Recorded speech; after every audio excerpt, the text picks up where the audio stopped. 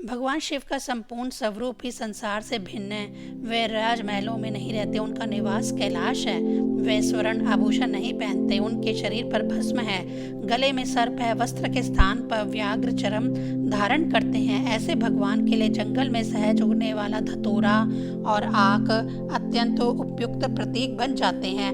वह हमें बताते हैं कि ईश्वर को बाहरी वैभव नहीं, भक्ति का भाव प्रिय है। शिव पुराण, लिंग पुराण और अनेक शैव पूजा पद्धतियों में धतूरा, आक, बलपत्र और भस्म को शिव पूजन में स्वीकार्य एवं प्रिय माना गया है। धतूरा बाहर से कठोर और भीतर से बीजों से भरा होता है। उसका स्वभाव तीक्ष्ण है। यह हमारे भीतर के क्रोध, अहंकार, वासना, ईर्ष्या जैसे विषैले विकारों की याद दिलाता है। जब भक्त धतूरा शिव को अर्पित करता है तो उसका वास्तविक अर्थ होना चाहिए, हे महादेव, मेरे भीतर का यह विष भी स्वीकार कीजिए और इसे ज्ञान में परिवर्तित कर दीजिए।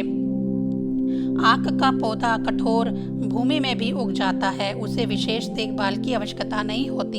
यह कठिन परिस्थितियों में भी जीवित रहता है। यही शिव का संदेश है। सच्चा साधक परिस्थितियों का दास नहीं होता, वह हर स्थिति में अपने भीतर की साधना को जीवित रखता है। आक का दूधिया रस भी हमें स्मरण कराता है कि जीवन में हर चमकती हुई वस्तु हितकारी नहीं होती, विवेक आवश्यक है। शास्त्र ऐसा नहीं कहते कि केवल धतूरा चढ़ाने से सभी इच्छाएं पूरी हो जाएंगी।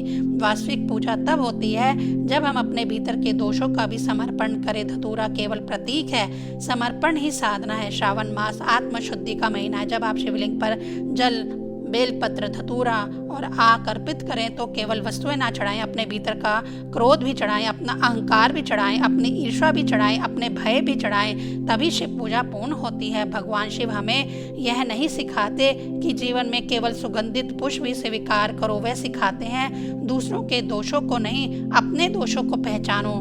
जैसे उन्होंने संसार का विष अपने कंठ में रोक लिया था और उसे किसी पर उड़ेला नहीं, वैसे ही हम भी अपने भीतर उठने वाले विषैले भावों को विवेक और साधना से रूपांतरित करना सीखें। यही नीलकंठ का वास्तविक संदेश है। अब आप समझ गए होंगे, धतूरा और आग केवल पूजा की सामग्री नहीं है, वह वैराग्य के प्रतीक है, वह विश्व पर विजय के प्रतीक है, वह कठिन परिस्थितियों में भी अडिग रहने के प्रतीक है और सबसे बढ़कर वह इस सत्य के प्रतीक है कि भगवान शिव बाहरी सुंदरता नहीं, भीतर की सच्ची भक्ति और समर्पण को स्वीकार करते हैं। इसलिए अगली बार जब आप श्रावण मास में शिवलिंग पर धतूरा या आग समर्पित करें तो केवल एक पुष्प ना चढ़ाएं, अपने भीतर के समस्त विषैले विचार भी महादेव के चरणों में समर्पित कर दें। हर हर महादेव।